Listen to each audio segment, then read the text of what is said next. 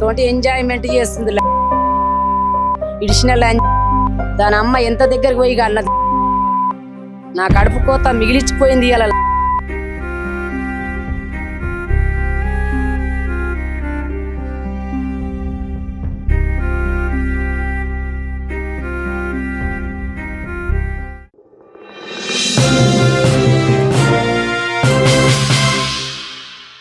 నమస్తే, welcome to Andhraprabha. నేను వరుణ్.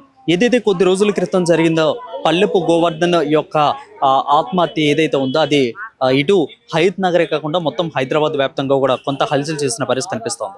తన ప్రేమికురాలు తనను మోసం చేసి తన పుట్టిన కొడుకును కూడా అమ్మేసుకుందాం అంటూ కూడా ఈ యొక్క వార్తలు ఏదైతే వచ్చినో మొత్తం మీద కొంత దిగ్భ్రాంతం వ్యక్తం చేస్తున్నారు వాళ్ళ కుటుంబ సభ్యులు. అసలు ఆ బాబుని ఎవరికి అమ్మారు, ఆ బాబు పరిస్థితి ఇప్పుడు ఎలా ఉంది, అసలు ఈ యొక్క గోవర్ధన్ యొక్క భార్య సరిత ఏమంటా ఉంది అనేది మనం ఇక్కడ పక్కనే ఉన్నాము. బ్రదర్తో ఒకసారి అడిగి తెలుసుకుందాం. ఆ కథ కమమేషం మొత్తం కూడా బ్రదర్కే తెలిసినట్లు కూడా మనకి సమాచారం అందుతుంది. అసలు తెలుసుకుందాం. సార్ నమస్తే.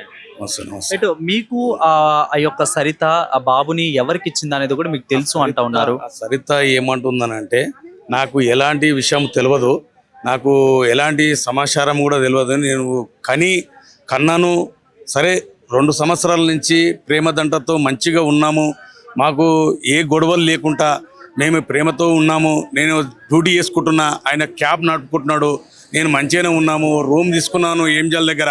4 సంవత్సరాల కింద తీసుకున్నాడు. 4 సంవత్సరాలు కదండి, 2 సంవత్సరాల కింద మేము రూమ్ తీసుకున్నాము.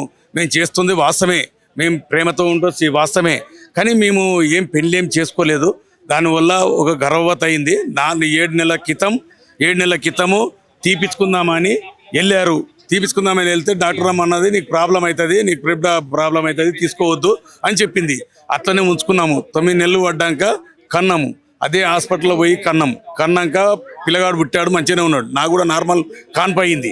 నార్మల్ కాన్పు అయిపోయినాక కూడా ఆ పిల్లోడు తీసుకెళ్ళి మా దోస్తులకు ఇస్తాము, అక్కడ ఇస్తాము, ఇక్కడ ఇస్తాము, మనకు వద్దులే, మనకు లైఫ్ ఖరాబ్ అవుతుంది కదా, మనం ఇంకా పెళ్లి చేసుకోలేదు కదా అని చెప్పాడు. చెప్పినాక కూడా నేను దాని గురించి కూడా ఆయన కూడా ఏం మాట్లాడలేదు. నేను చెప్పిండు. చెప్తే కూడా ఆయన కూడా సరేలే, ఆయన్నే అంటున్నాడు కదా, మనం మంచిగా ఉంటున్నాం కదా, ఆయన్నే అంటున్నాడు కదా, మనం ఎందుకు అని నేను కూడా ఊకున్నా. ఆయన చెప్పిన మాటలన్నా ఊకున్న తర్వాత ఏమైందంటే ఇప్పుడు 2 సంవత్సరాలకి మాకు వచ్చిన గొడవలు ఏంటంటే గొడవలు ఏం లేదు. మా చెల్లె పెళ్ళి ఉంది, మా చెల్లె పెళ్ళి అయినాక మనం పెళ్లి చేసుకుందాము, మా చెల్లె పెళ్ళి అయింది కదంటే నేనేమని అడిగానంటే,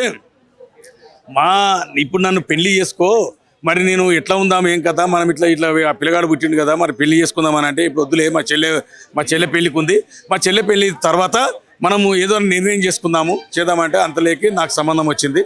నేను ఇక నువ్వు పెళ్లి చేసుకుంటట్లేవు అని నేను సంబంధం చూసుకొని నేను ఈ లోపలనే మాకు ఇద్దరికి మంచిగానే ఉన్నది, కానీ ఈ లోపలనే మాకు గొడవలు వచ్చిన తర్వాత ఇంటికి తీసుకొచ్చిండు. మా అమ్మాయితో మాట్లాడదాం దా తీసుకొచ్చిండు. క్యాబ్లా తీసుకొస్తే ఇంటికి వచ్చినాము.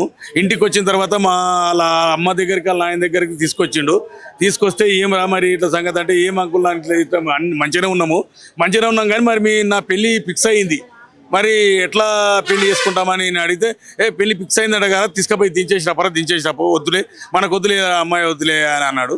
అంతలో మేము తీసుకుపోయి మళ్ళీ నేను ఇష్టపెట్టి ఇచ్చిండు.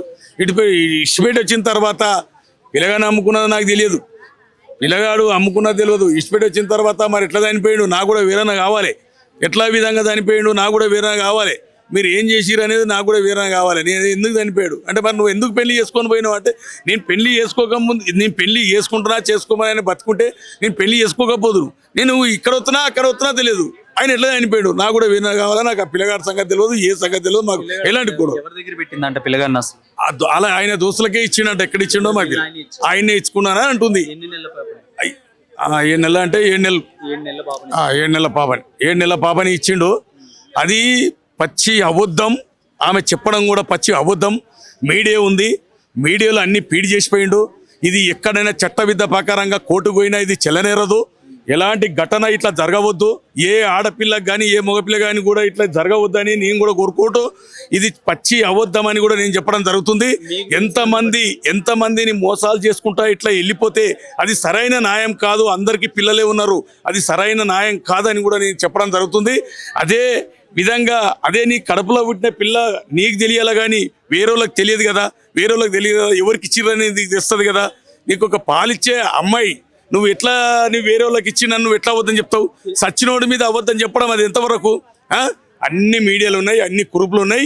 మాకు కూడా ఈ సంఘటన జరిగిన విషయంలో మీడియాలో ఉంటేనే మేము ఈ అన్ని ఇలుపులోకి వచ్చినాయి. నిన్న కూడా పోయి హాస్పిటల్ పోయి నేనే సర్టిఫికెట్ తీసుకొచ్చిన, నేనే పోయి తీసుకొచ్చిన, ఇవన్నీ బయటకు వచ్చినాయి.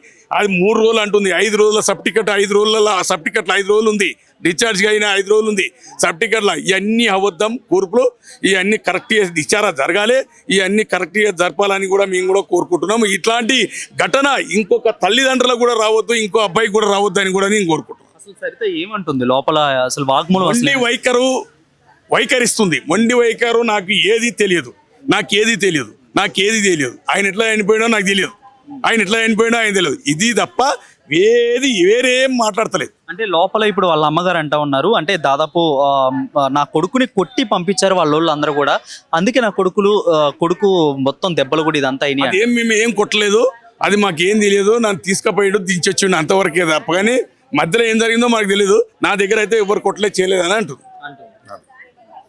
అది చూసారు కదా, మొత్తం మీద తాతగారు ఎవరైతే గోవర్ధన్ తాతగారు ఉన్నారో తాతగారు చెప్తున్నారు, ఖచ్చితంగా ఇలాంటి ఘటన ఎవరికి కూడా జరగకూడదు. సరితకి తన గోవర్ధన్ భార్యకి సహజీవనం చేశారు, బట్ ఇంకా వాళ్ళు అయితే పెళ్లి చేసుకోలేదు అని అంటా ఉన్నారు. సో ఖచ్చితంగా ఇలాంటి ఘటనలు కూడా మరొకరు జరగకూడదు. తన బాబుని ఎవరికి ఇచ్చారో ఆ బాబుకు మొత్తం కూడా ఆమెకు తెలుసు. ఖచ్చితంగా తను ఇదంతా కూడా చెప్పాలి, మీడియా ముందుకు వచ్చి తన బాబు ఎక్కడున్నారో, తన భర్త ఎవరికో ఇచ్చారు వాళ్ళ ఫ్రెండ్స్ అని చెప్తా ఉన్నారు. కానీ ఇదంతా కూడా కాదు, తనకు తెలుసు చెప్పాలంటూ కూడా తన తాతగారు చెప్తున్నారు.